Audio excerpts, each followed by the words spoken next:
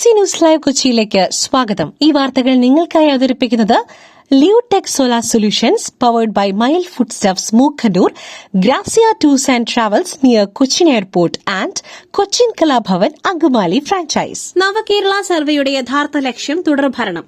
മുഖ്യമന്ത്രിയുടെ ശബ്ദരേഖ പുറത്ത്, തുറന്നു പറച്ചിൽ തിരുവനന്തപുരത്തെ ശില്പശാലയിൽ. നവകേരള സർവേയുടെ യഥാർത്ഥ ലക്ഷ്യം വരാനിരിക്കുന്ന തെരഞ്ഞെടുപ്പിൽ തുടർഭരണം ഉറപ്പാക്കലാണെന്ന് മുഖ്യമന്ത്രി പിണറായി വിജയന്റെ ശബ്ദരേഖ പുറത്ത്. സർവേയുടെ ജില്ലാതല നിർവഹണ സമിതി അംഗങ്ങൾക്കായി തിരുവനന്തപുരത്ത് ഒക്ടോബർ 22-ന് സംഘടിപ്പിച്ച ശില്പശാലയുടെ ഉദ്ഘാടനത്തിലാണ് മുഖ്യമന്ത്രിയുടെ ഈ തുറന്നു പറച്ചിൽ. എന്തുകൊണ്ട് തുടർഭരണം വേണമെന്ന് സർവേയുമായി എത്തുന്നവർ ജനങ്ങളെ ബോധ്യപ്പെടുത്തണമെന്നും മുഖ്യമന്ത്രി നിർദ്ദേശിച്ചു. കഴിഞ്ഞ ദിവസം സർക്കാരിന്റെ നവകേരള സർവേ ഹൈക്കോടതി റദ്ദാക്കിയിരുന്നു. ഈ പശ്ചാത്തലത്തിലാണ് നവകേരള സർവേയുടെ യഥാർത്ഥ ലക്ഷ്യം വിവരിക്കുന്ന മുഖ്യമന്ത്രിയുടെ ശബ്ദരേഖ പുറത്തുവന്നത്.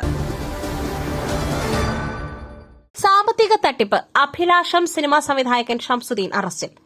സാമ്പത്തിക തട്ടിപ്പ് പരാതിയിൽ അഭിലാഷം സിനിമാ സംവിധായകൻ ഷംസുദ്ദീൻ അറസ്റ്റിൽ. സിനിമയുടെ നിർമ്മാതാക്കൾ നൽകിയ പരാതിയിലാണ് അറസ്റ്റ്.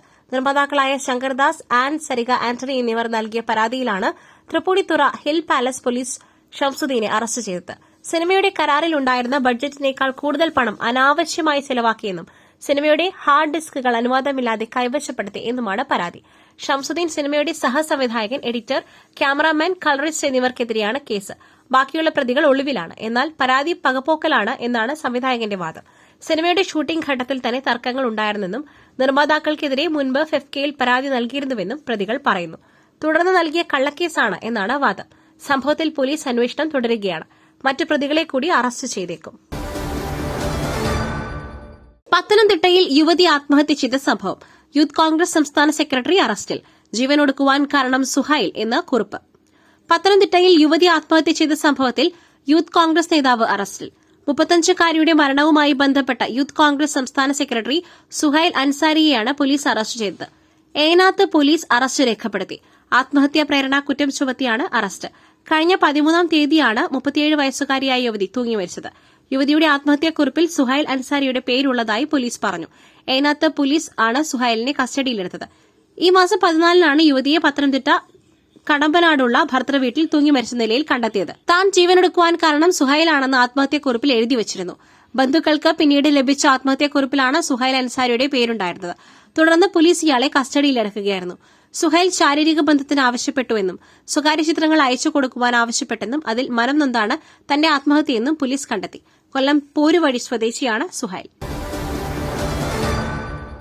നിയമസഭാ തിരഞ്ഞെടുപ്പ്, വട്ടിയൂർക്കാവ് ഉറപ്പിച്ച കെ മുരളീധരൻ. കെപിസിസി അധ്യക്ഷൻ ഡൽഹിയിൽ. നിയമസഭാ തിരഞ്ഞെടുപ്പ്, കെപിസിസി അധ്യക്ഷൻ സണ്ണി ജോസഫ് ഡൽഹിയിൽ.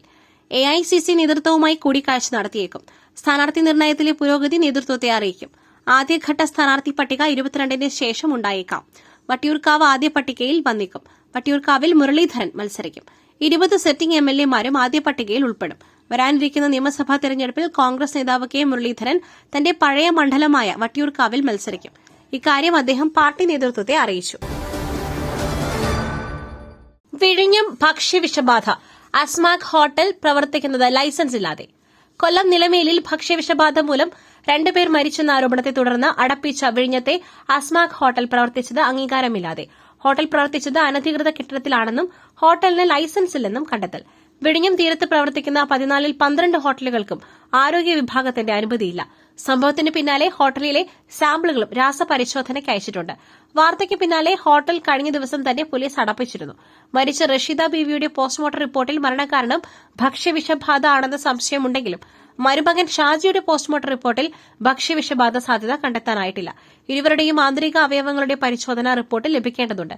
രാസപരിശോധനാ ഫലങ്ങൾ കൂടി ലഭിച്ചതിന് ശേഷമേ മരണകാരണത്തിൽ വ്യക്തത ഉണ്ടാവുകയുള്ളൂ. മരിച്ച റഷീദ ബീവിയുടെ മകൾ സജിമോൾ ചികിത്സയിൽ തുടരുകയാണ്. കുടുംബം ഭക്ഷണം കഴിച്ചു എന്ന് പറയുന്ന വിഴിഞ്ഞത്തെ ഹോട്ടലിൽ ഭക്ഷ്യസുരക്ഷാ ഉദ്യോഗസ്ഥർ പരിശോധന നടത്തിയെങ്കിലും വൃത്തിഹീനമായ സാഹചര്യമോ പഴകിയ ഭക്ഷണമോ കണ്ടെത്തുവാൻ സാധിച്ചില്ല. പുട്ടു രുചികരമാവണമെങ്കിൽ മയിലിന്റെ പുട്ടുപൊടി തന്നെ വേണം. അതിന് ചെമ്പാപ്പുട്ടാണെങ്കിലും അങ്ങനെ തന്നെ. മയിൽ റൈസ് ആൻഡ് ഫുഡ് പ്രൊഡക്ട്സ്, ശ്രേഷ്ഠം സമ്പുഷ്ടം. PFI പ്രവർത്തകൻ കൊച്ചിയിൽ അറസ്റ്റിൽ. പിടിയിലായത് ആയുധ പരിശീലകനായ മലപ്പുറം സ്വദേശി. PFI പ്രവർത്തകൻ കൊച്ചിയിൽ അറസ്റ്റിൽ. മലപ്പുറം വളാഞ്ചേരി സ്വദേശി മൊയ്തീൻകുട്ടിയെ NIA അറസ്റ്റ് ചെയ്തു. നെടുമ്പാശ്ശേരി വിമാനത്താവളത്തിൽ വെച്ചാണ് പിടിയിലായത്. ആയുധ പരിശീലന കേസിലാണ് അറസ്റ്റ്. മൊയ്തീൻകുട്ടി 2022 മുതൽ ഒളിവിലായിരുന്നു. PFI നിരോധനവുമായി ബന്ധപ്പെട്ട് NIA രജിസ്റ്റർ ചെയ്ത കേസിൽ പിടികിട്ടാപ്പുള്ളിയായിരുന്നു മൊയ്തീൻകുട്ടി. പ്രതിയെ റിമാൻഡ് ചെയ്തു. മൊയ്തീൻകുട്ടിയെക്കുറിച്ച് വിവരങ്ങൾ കൈമാറുന്നവർക്ക് 7 ലക്ഷം രൂപ പാരിതോഷികം പ്രഖ്യാപിച്ചിരുന്നു. KCA നിയമാവലിയിൽ ഭേദഗതി. മുൻ പുരുഷ വനിതാ താരങ്ങൾക്കും അമ്പയർമാർക്കും ഇനി അംഗത്വം. കേരള ക്രിക്കറ്റ് അസോസിയേഷൻ നിയമാവലിയിൽ 3 പ്രധാന ഭേദഗതികൾ വരുത്തിയതായി ഭാരവാഹികൾ അറിയിച്ചു. അസോസിയേഷൻ സ്ഥാപിതമായിട്ട് 75 വർഷം തികയുന്ന വേളയിലാണ് ക്രിക്കറ്റ് ഭരണരംഗത്ത് കൂടുതൽ പങ്കാളിത്തവും സുതാര്യതയും ഉറപ്പാക്കുന്നതിനായി അടിസ്ഥാന നിയമാവലിയിൽ മാറ്റം കൊണ്ടുവന്നിരിക്കുന്നത്. 14 ജില്ലാ ക്രിക്കറ്റ് അസോസിയേഷനുകൾക്കും വിരമിച്ച അന്താരാഷ്ട്ര താരങ്ങൾക്കും മാത്രമായി പരിമിതപ്പെടുത്തിയിരുന്ന അസോസിയേഷൻ അംഗത്വം ഇനി മുതൽ വിരമിച്ച പുരുഷ വനിതാ താരങ്ങൾ, അമ്പയർമാർ, സ്കോറർമാർ, ക്യൂറേറ്റർമാർ എന്നിവർക്കുൾപ്പെടെ ലഭ്യമാകുന്ന രീതിയിലാണ് ബൈലോ പരിഷ്കരിച്ചത്. പുതിയ ഭേദഗതി നിലവിൽ വന്നതോടെ കേരള ക്രിക്കറ്റിന്റെ സമഗ്ര വികസനത്തിനായി പ്രവർത്തിച്ച വ്യക്തികൾക്കും അസോസിയേഷനിൽ വ്യക്തിഗത അംഗത്വം നൽകുവാൻ സാധിക്കും. മറ്റൊരു വാർത്തയുമായി കണ്ടുമുട്ടുന്നതുവരെ നന്ദി, നമസ്കാരം.